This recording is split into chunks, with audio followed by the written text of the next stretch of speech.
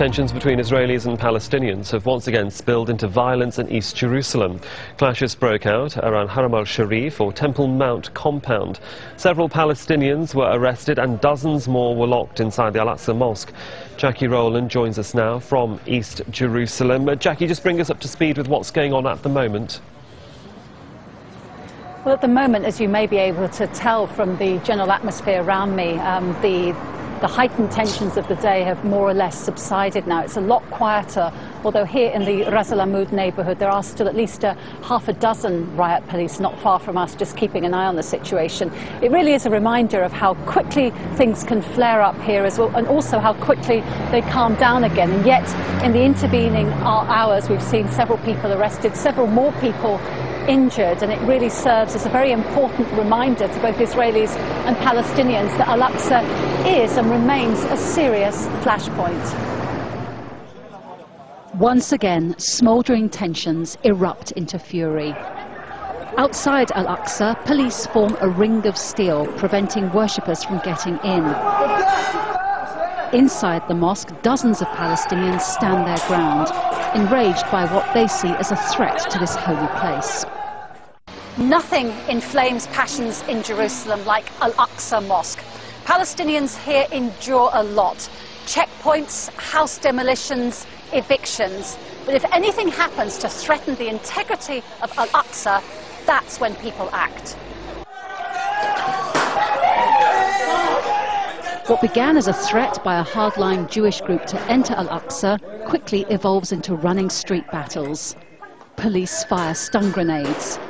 Palestinian teenagers reply with the only means they have. No one's allowed to enter the mosque, and for a while the only people coming out are the injured. Some are hurt by stun grenades or stones.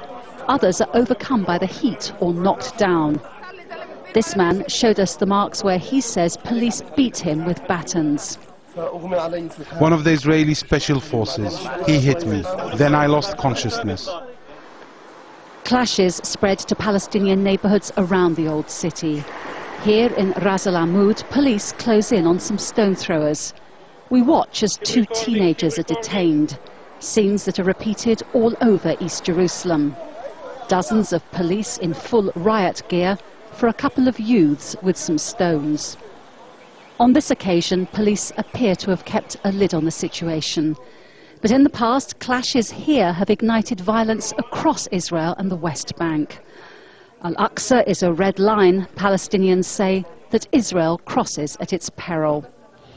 Well, as is the status of East Jerusalem, Jackie, images like that do inflame Palestinian passions. They raise many questions across the Islamic world. And then, I suppose, the larger implications are people start to wonder, how do we move on any sort of peace process when this is happening as a ground reality? Well, clearly it doesn't lay a very conducive background at a time when the United States is working very hard to try to restart talks between the Palestinians and the Israelis. But the particularly worrying thing about Al-Aqsa is we've seen it in the past on many occasions that incidents that happen here, clashes that happen here, can have echoes, can have knock-on effects really throughout the region. If we think about the visit in 2000 to the Al-Aqsa compound by the then Prime Minister Ariel Sharon, how that sparked off the Second Intifada, a long period of violence in which dozens and dozens, if not hundreds of people were either injured or killed. People who weren't actually involved in the initial clashes at Al-Aqsa, but it's really the ramifications and the way that the anger can spread and the implications can be very far-reaching. And that's why anything that happens here has to be regarded very seriously, not just on the basis of the violence that can happen here, injuries and arrests here, not even on the implications that it has for the atmosphere in Jerusalem and the future status of East Jerusalem, which is of course currently occupied by Israel. And with the, now we have a bit more action that's going on just at the moment, a bit more stone throwing. Maybe we spoke too soon when we said that it seemed to have abated pretty much from the day. We can actually see now the riot police at the wall there taking up position. It would appear that a few more stones have been thrown from the Palestinian side. And I have to say as well that as we've been here, we've noticed that the Israeli soldiers themselves are not above throwing the odd rock at the Palestinians either. So indeed, even as the day is coming to an end here, we can see the paramedics are here as well. it really does show you just how unpredictable the situation is around Al-Aqsa. We were talking before about the implications of how the ramifications can spread, how violence and anger can be played out and repeated in other parts of the region. But just here on the spot, the ability really for violence, anger to flare up again at any moment, even when people have gone home from prayers, even when everything seems to be pretty much finished for the day.